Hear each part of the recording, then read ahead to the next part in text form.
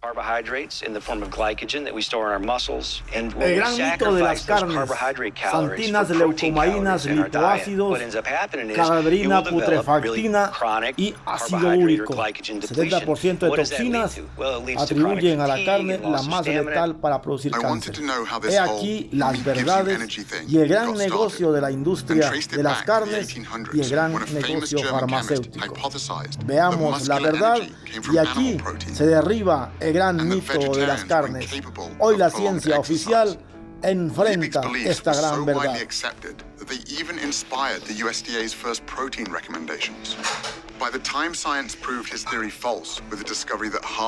Y es el maestro Hakelium Zeus Induceus y Samael Joab Torbeor el que inician desde los años 80 una campaña en pro de la salud a través de la alimentación ovo-lacto-vegetariana. Plant-based athletes were starting to claim their first Olympic golds. Are you still sticking to your vegetarian diet, Mary? Very rigidly, yes. And do you find that's a benefit to you, do you? Greatly, or I wouldn't do it. Winning the gold medal. Lewis gets it, and it's a new world record as well. I changed my diet to a vegan diet, and I set all of my personal bests at 30 years old. The oldest man ever to win a world or Olympic medal. And there were current Olympians too. Morgan Mitchell is the two-time Australian 400-meter champion. Here comes Morgan Mitchell. Champion, this is very, very fast. It's tough, the 400, I won't lie. The first 200 is pure speed, and then the last 200, it shows who's got that speed endurance training in their legs. And obviously the last 50, you've just got to pray because lactic is hitting hard. You need to be able to hold that endurance. She also represented Australia at the 2016 Summer Olympics. A lot of people had doubted me when I first became vegan, but my energy levels increased incredibly. And my iron, my B12, everything that people said would become deficient were amazing. I thought, I'm going to make sure I'm beating them all on the track.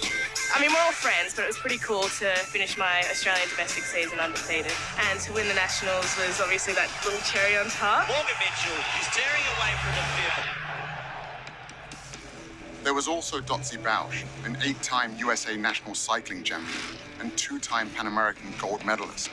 My event in track cycling requires a massive amount of explosive power. Let's go, ladies. Go, go, go. First of all, we have to get off the line, and we're starting from a dead start with one gear. We have to be able to move that mass, that weight, off the line and get it up to speed within 3/4 of the length of the track.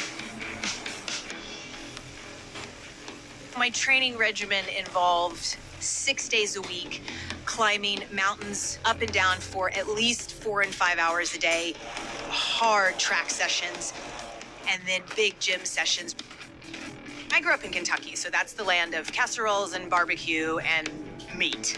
So when I transitioned over to an entirely plant-based diet, I wasn't sure if I was going to survive. And I actually became like a machine. I got up from being able to move about 300 pounds on the inverted leg sled to moving 585 pounds, 60 reps, times 5 sets.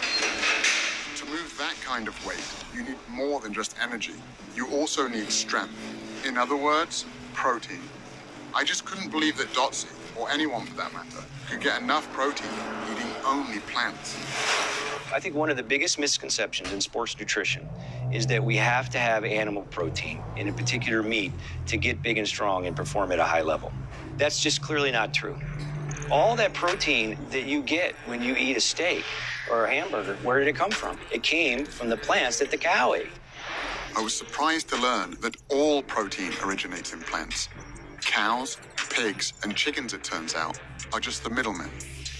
In fact, the largest study to compare the nutrient intake of meat eaters with plant eaters showed that the average plant eater not only gets enough protein, but 70% more than they need. Even meat eaters like me get roughly half of their protein from plants. But athletes need more protein than most people do. So I crunched the numbers from the study and realized that based on the amount of calories I was eating, I'd still be getting more than enough protein to build and maintain muscle. For example, 1 cup of cooked lentils or a peanut butter sandwich has about as much protein as 3 ounces of beef or 3 large eggs. But what about the quality of the protein? I'd always heard that plant-based protein was inferior. Proteins are strings of amino acids, and there's some amino acids our bodies can't make. Those are the essential amino acids. So we have to get them from food. And one of the arguments about animal-based proteins being superior is that plant-based proteins aren't complete, so you're not going to get all the amino acids. And that's a fallacy as well. Again, I was surprised to discover that every single plant contains all the essential amino acids in varying proportions. And when it comes to gaining strength and muscle mass, research comparing plant and animal protein has shown that as long as the proper amount of amino acids are consumed, the source is irrelevant. This all sounded great in theory, but all the athletes I'd met so far were pretty lean. If getting lots of protein without animal foods really wasn't an issue, where were all the big guys?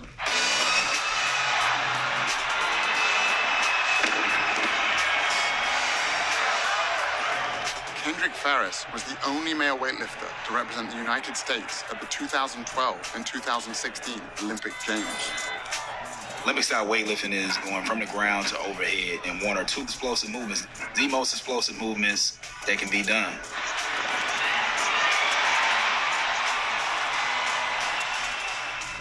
When I made the switch to a plant-based diet, they were like, I don't know how you're gonna lift that much weight, and you're not gonna be eating anything, you're gonna eat grass, like how you gonna be strong? I qualified for my third Olympic team, you know what I'm saying? I broke 2 American records. I won the Pan Am Games. I was like, man, I think I should have done this a long while ago. Like, why didn't I research this before? And Kendrick wasn't alone. 5,000 miles away, I found another strength athlete named Patrick Baboumian. No digits!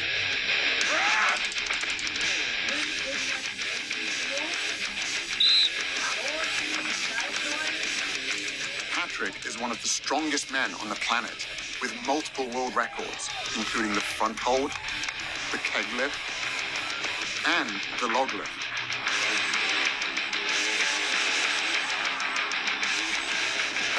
How could one of the world's strongest men be so powerful, eating only plants? No meat, no milk, no eggs. Most of the training I do at home because it's just more practical. Someone asked me, how could you get as strong as an ox without eating any meat? And my answer was, have you ever seen an ox eating meat? I stopped eating meat in 2005. Up to that time, I was 105 kilo. And now I'm 130 kilos. Also at the same time, I set 4 world records. So when I stopped eating meat, I got stronger and bigger. Okay, so I just go into here. Okay, yeah. Really take care of, your back should really be straight. Get up. At 700 pounds, I could not move the yoke at all. It felt like it was bolted to the ground. De igual forma, el maestro Kenny Zeus tiene un gran legado. Campeones en atletismo como el maestro Eliud, gimnasia olímpica el maestro Betiochi, pesas el maestro Isaí. ¿Cuánto más en Wushu, artes marciales, Avideunca, Abel y un pueblo de monjes excelentes en fortaleza, destreza, sabiduría, vegetarianos 100%, alquimistas, mutantes, no pierden su energía genética y además de ser fuertes y saludables, son los grandes hombres que forjan un nuevo mundo, el hombre nuevo, aún.